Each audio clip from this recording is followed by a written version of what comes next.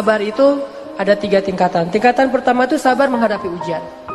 Wabasyiris sabirin, kata Allah di surat Al-Baqarah. Sampaikan berita gembira kepada orang yang sabar terhadap ujian.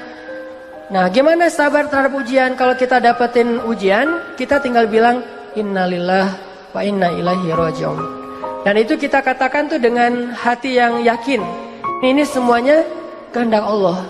Dan pasti ada kebaikan di dalam setiap kehendak Allah. Dan siapa yang mengatakan innalillah wa inna ilaihi raji'un, berarti dia melibatkan Allah dalam musibah. Jadi kata kunci atau password untuk ngelibatin Allah dalam musibah kita, pertama bilang innalillah wa inna ilaihi raji'un. Allah pasti terlibat.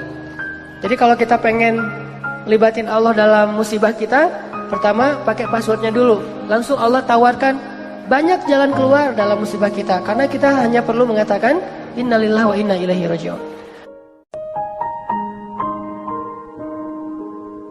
Sabar level 2. Sabar level 2 itu adalah sabar dalam meninggalkan dosa.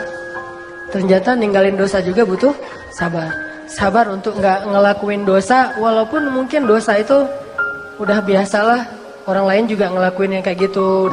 Sabar untuk nggak kepoin Instagram orang misalnya, atau Instagram mantan misalnya ya. Karena kalau kita kepoin nggak bakalan sabar.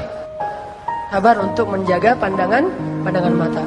Apalagi sabar untuk ninggalin, untuk tidak jalan sama dia kalau belum halal. Itu butuh kesabaran dan itu nggak gampang. Apalagi kalau misalnya sesuatu yang benar-benar kita senengin gitu, kayak sabar untuk ninggalin hal yang sia-sia gitu. Dan itu sabar yang lebih tinggi derajatnya daripada sabar terhadap musibah loh teman-teman.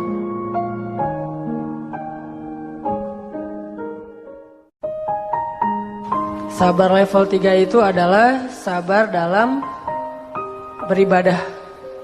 Jadi kalau level 1 itu sabar menghadapi musibah, level 2 sabar meninggalkan dosa, level 3 itu sabar dalam ibadah. Sholat sabar, puasa sabar, sedekah, tilawah, segala macam ibadah-ibadah sabar.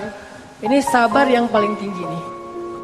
Tapi 3 sabar ini bukan pilihan teman-teman. Kalau misalnya kita, saya mah yang level 3 aja, yang sabar ibadah. Tapi kalau musibah ngeluh, kalau dosa belum bisa ninggalin, berarti belum sempurna sabarnya. Baru disebut orang yang sabirin, kalau dia bisa sabar dengan 3-tiganya. Kalau kita nggak sabar dalam ketaatan, dalam berbuat baik, bisa jadi kita kehilangan pahala berbuat baik hanya gara-gara tidak sabar.